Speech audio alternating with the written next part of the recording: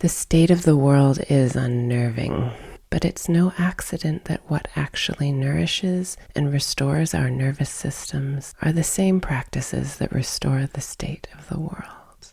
Here in this northerly place, winter is deepening. We track our animal nature in longer sleep and quieter lives. The tracks run along the same lines, echoing a deepening pattern, but a slower one. Morning chores are late. Evening chores are so early as to be more like wrangling kids getting out of school of an afternoon. We are thicker beings, all of us, dressed in many layers. From the birds all floofy with air trapped in fresh feathers, the goats wide with cashmere sweaters laid on under longer hair. The cat has eaten substantially more and is richly luxurious, not least in his habits. He demonstrates the skills of decadent sleep. He is the hearth cat and the lap cat and the purring boyot warming our beds. So there is a great pause, and it reminds us that in quiet we grow more efficient, we simplify. We focus in on longer projects, taking up our timeless stitching or baking or reading. We've pared away the demands of the season over the years, and now we take up whatever is a real pleasure spontaneously.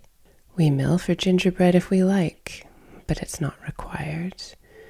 Oh, we go and root out old movies, but we have to admit that most of them feel like a bizarre form of culture shock.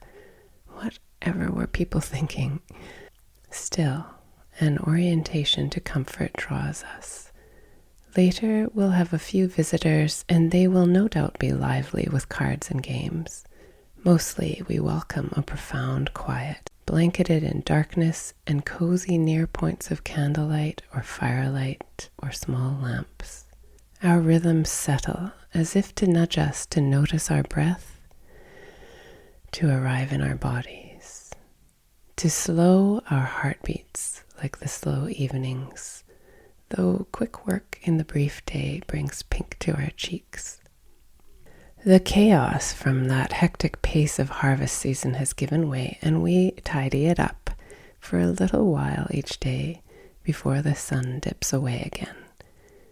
It's a good time for paring down, for mending. We find that we don't need so very much, luxurious enough in cardigans and pullovers and woolen socks and house shoes.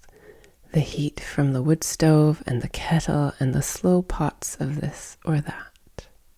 Our woodpile is tremendous wealth, equaled only by the pantry and the roof over us, and the small skills that serve to wrap us up snug. Lucky, lucky to be so cozy. We wish it to all. May we make that true. If the news of the world grows too intense, and so it always does, we go deeper into this quiet, not to ignore or escape, but to muster the health and strength and clarity to face what needs healing. To be of service, first we must rest. And where we rest must become more vivid than ever. Resting in the arms of the living world, we breathe in the earth and we breathe out the sky. We are held by the gravitational pull, fully supported by a great living being that we are inextricably a part of, and by the minuteness of all the microbial life that makes us up, all the molecules of water. We hold oceans and continents and populations within us. In the patterns of our simple days, we tread the paths of ancestors, and all the knowledge they gave us, now we gather for another future.